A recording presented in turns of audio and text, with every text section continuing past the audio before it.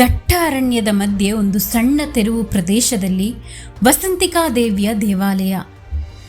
30ರ ಆಸುಪಾಸಿನಲ್ಲಿರುವ ಬಲಿಷ್ಠ ಯುವಕ ಪೂಜಾ ಸಾಮಗ್ರಿಗಳೊಡನೆ ದೇವಾಲಯದ ಬಳಿ ಬರ್ತಾನೆ. ಭಕ್ತಿಯಿಂದ ಕೈ ಮುಗಿಯುತ್ತಾ ಕಣ್ಮುಚ್ಚಲು ಹಿಂದೆ ಒಬ್ಬ ಜೈನ ಮುನಿ ಧ್ಯಾನ ಮಾಡ್ತಿರ್ತಾರೆ. ಹಠಾತ್ತನೆ ಒಂದು ಭಯಾನಕ ಗರ್ಜನೆ ಕಾಡಿನೊಳಗಿಂದ ಕೇಳಿಸುತ್ತೆ.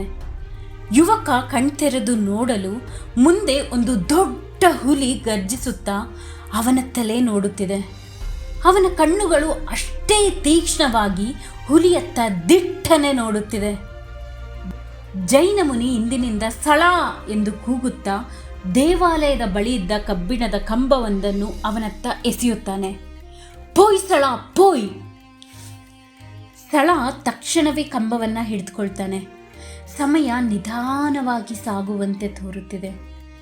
ಸ್ಥಳ ಮತ್ತೆ ಹುಲಿಯ ಕಣ್ಣೋಟ ಒಂದಕ್ಕೊಂದು ಸವಾಲು ಹಾಕುವಂತಿದೆ. ಹುಲಿ ಸ್ಥಳನತ್ತ ಜಿಗಿಯುತ್ತದೆ. ಸ್ಥಳ ಕಂಬವನ್ನು ಎತ್ತಿ ಹಿಡಿಯುತ್ತಾನೆ. ಹಾಗೆ ಹುಲಿಯನ್ನು ಹೊಡೆದು ಜೈನ ಮುನಿಯಿಂದ ದೀಕ್ಷೆ ಪಡೆದ ಸ್ಥಳ ಕರ್ನಾಟಕವನ್ನು 350 ವರ್ಷಗಳ ಕಾಲ ಆಳಿದ ಹೊಯ್ಸಳ ಸಾಮ್ರಾಜ್ಯಕ್ಕೆ ಬುನಾದಿ ಹಾಕಿದ.